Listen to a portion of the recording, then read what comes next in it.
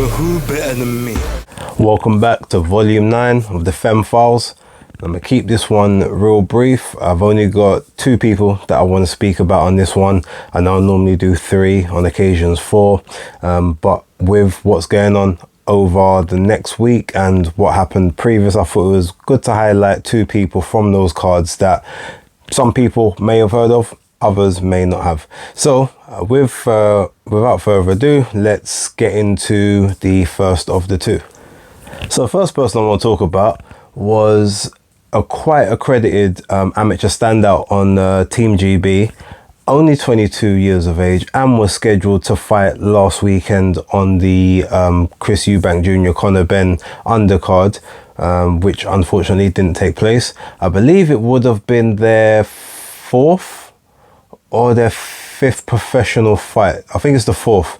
I think they're 3-0 at the moment with no knockouts. But that being said, the first person I want to talk about is Chloe Watson. Now, I actually saw Chloe's professional debut. She was in a 4-rounder back in, when was it? I think she was in a 4-rounder. I think it was back in February, earlier on this year.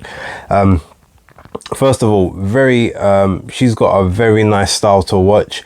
You would probably consider her style a bit of a pressuring boxer puncher. She leads off with the jab. She sort of springs in and out. Very good feet, very good athleticism. The jab is very snappy. It's very sharp. It finds its target. It disrupts the other opponent's rhythm, and you'll see her quite often pouring with it to get the person into a position where they have very few exit strategies, so normally along the ropes at some point.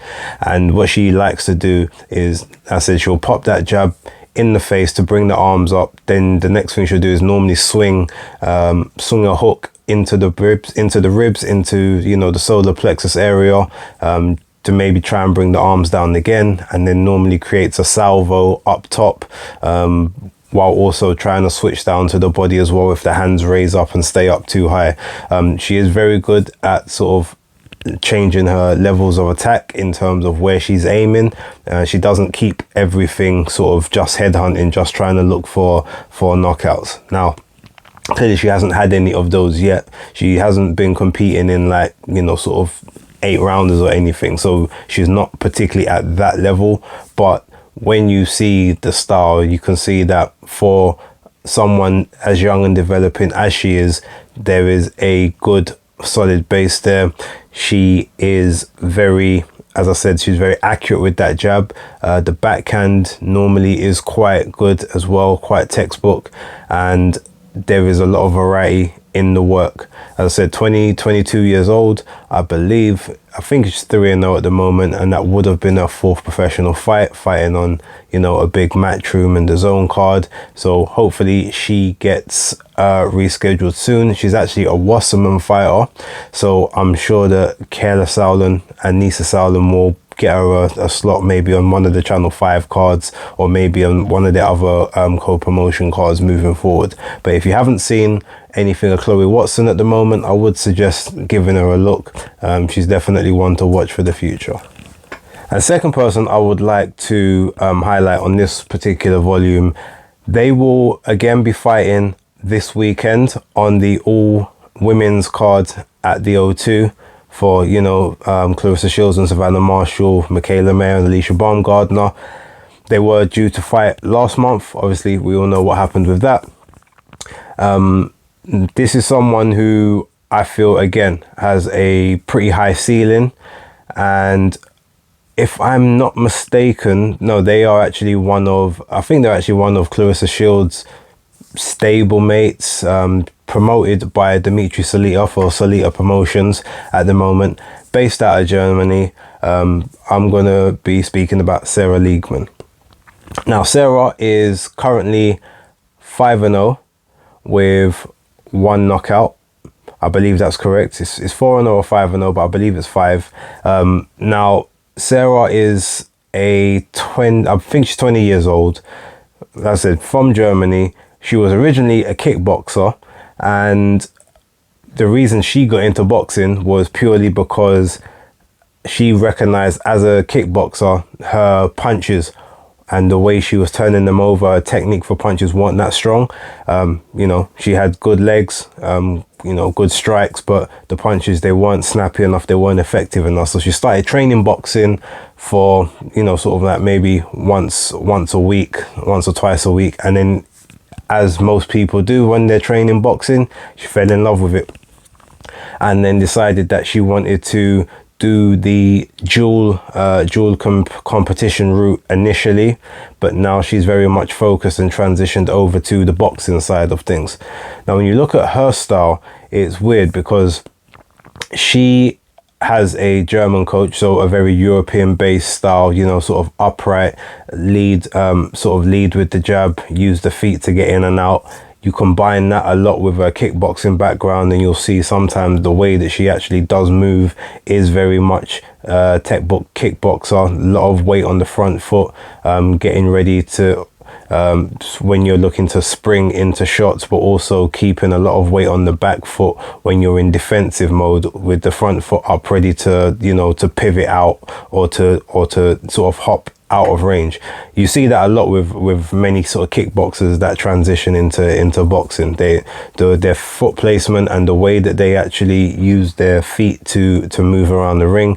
If you look at them compared to textbook boxers, you'll always see there is a very big difference in where the weight is distributed.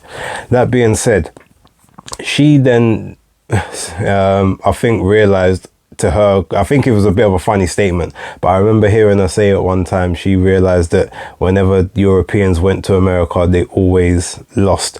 So she decided to also contract a US based instructor, boxing trainer as well, so that she could just work on her levels, work on sort of different ways to place her punches, not being so textbook, not being so sort of, you know, I guess predictable with the 1-2, and just, yeah, looking for more punch variety.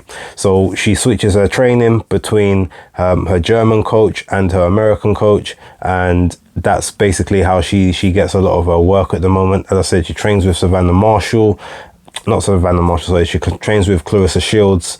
I don't know how often they obviously do their training together, but being that they're on the same promotional company, I would assume that they're regularly brought in to help each other out for, you know, whatever may take place.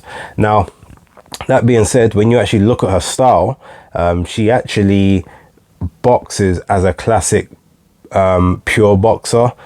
She's said herself that she is not necessarily that keen on the inside work and being up close at the moment, because she just hasn't fully transitioned out of her kickboxing mentality in that particular sense. So she's just not comfortable on the inside, so she likes to keep it at range. So you will see her very much with sort of, as she calls it, long limbs, but you'll see her very much, you know, sort of long distance, pouring with that jab, keeping that jab out, keeping the opponent as far away as possible.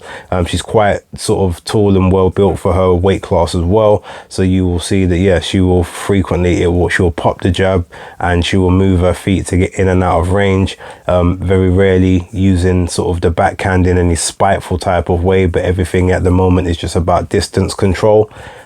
When she does see openings, she will try and go for them, but it's not at the detriment of safety, which is, you know, a textbook pure boxer's bread and butter.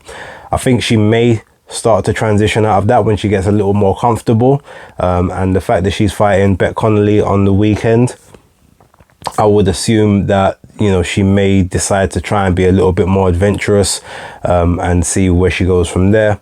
But generally speaking, she is, yeah, she's one to watch, definitely one to watch. And again, she's still young, so there's a lot of potential there, and I'm keen to see where she goes moving forward.